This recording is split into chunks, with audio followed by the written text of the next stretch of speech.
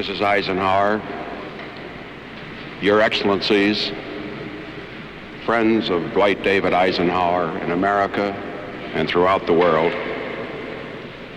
we gather today in mourning, but also in gratitude. We mourn Dwight Eisenhower's death, but we are grateful for his life. We gather also conscious of the fact that in paying tribute to Dwight Eisenhower, we celebrate greatness. When we think of his place in history, we think inevitably of the other giants of those days of World War II. And we think of the qualities of greatness and what his were that made his unique among all. Once, perhaps without intending to do so, he himself put his finger on it. It was 1945, shortly after VE Day, at a ceremony in London's historic Guildhall. The triumphant supreme commander of the Allied forces in Europe was officially given the freedom of the city of London. In an eloquent address that day, Dwight Eisenhower said, "I come from the heart of America."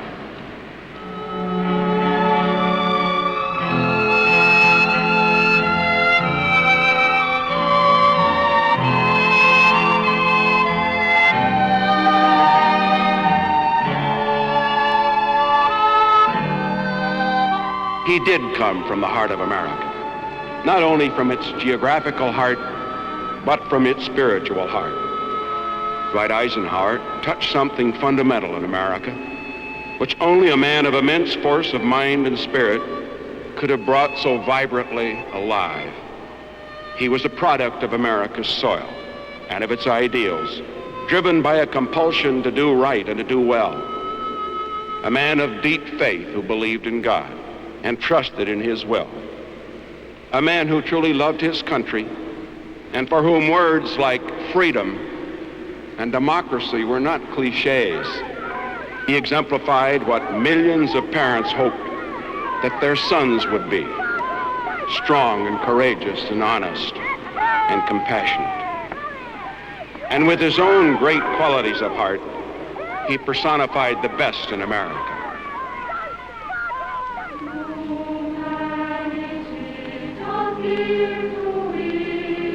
His great love of people was rooted in his faith. He had a deep faith in the goodness of God and in the essential goodness of man as a creature of God. It is, I think, a special tribute to Dwight Eisenhower that despite all of his honors, despite all of his great deeds and his triumphs, we find ourselves today thinking first, not of his deeds, but of his character.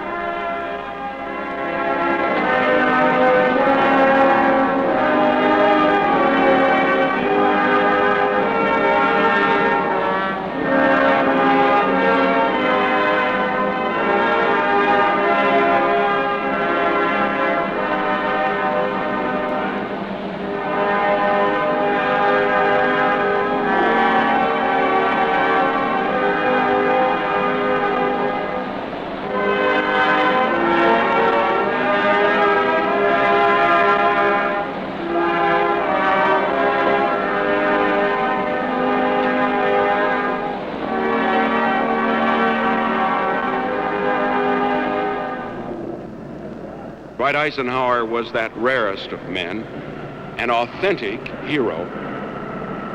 Wars bring the names of many men into the headlines, and of those, some few become national or even international heroes.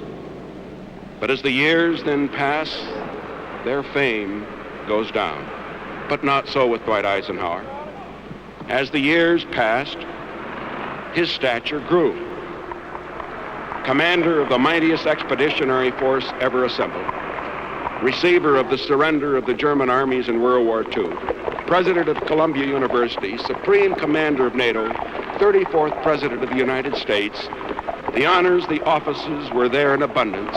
Every trust that the American people had it in their power to bestow, he was given.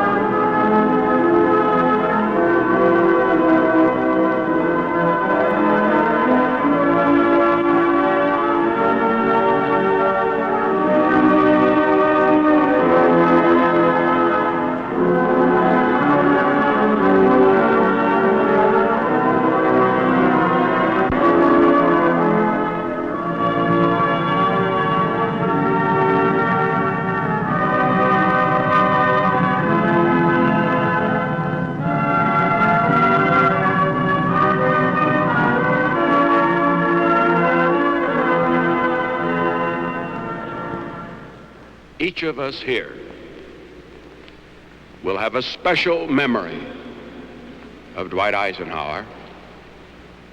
I can see him now standing erect, straight, proud and tall, 16 years ago, as he took the oath of office as the 34th President of the United States of America.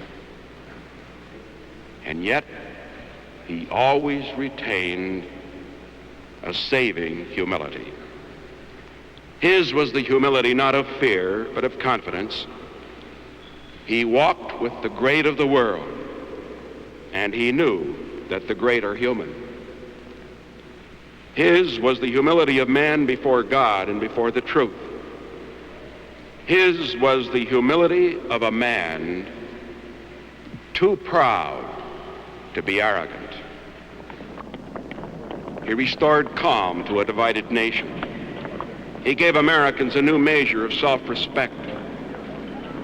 He invested his office with dignity and respect and trust. He made Americans proud of their president, proud of their country, proud of themselves. And if we in America were proud of Dwight Eisenhower, it was partly because he made us proud of America. He came from the heart of America, and he gave expression to the heart of America, and he touched the hearts of the world. Many leaders are known and respected outside their own countries. Very few are loved outside their own countries. Dwight Eisenhower was one of those few. He was probably loved by more people in more parts of the world than any president America has ever had. He captured the deepest feelings of free men everywhere.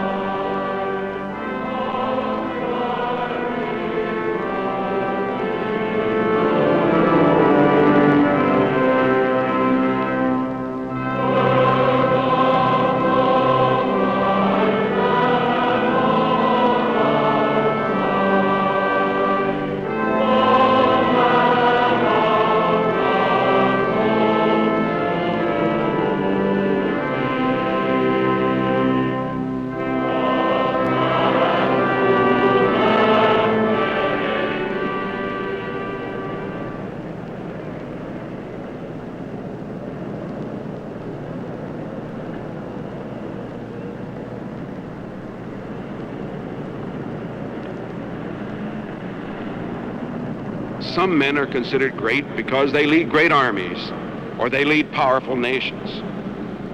For 8 years now, Dwight Eisenhower has neither commanded an army nor led a nation.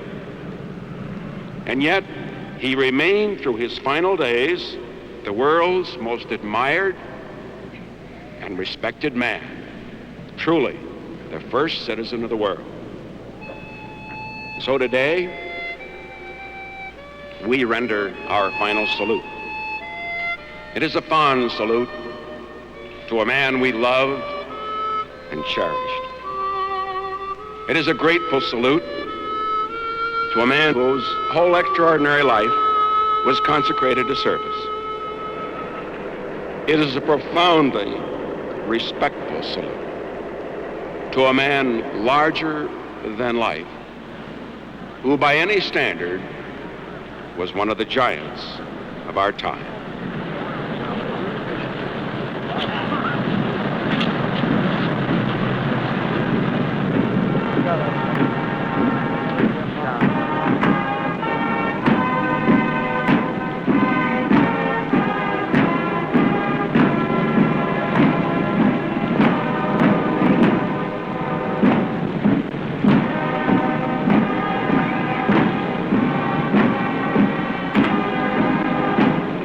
His life reminds us that there is a moral force in this world more powerful than the might of arms or the wealth of nations. This man, who led the most powerful armies that the world has ever seen, this man who led the most powerful nation in the world, this essentially good and gentle and kind man, that moral force was his greatness.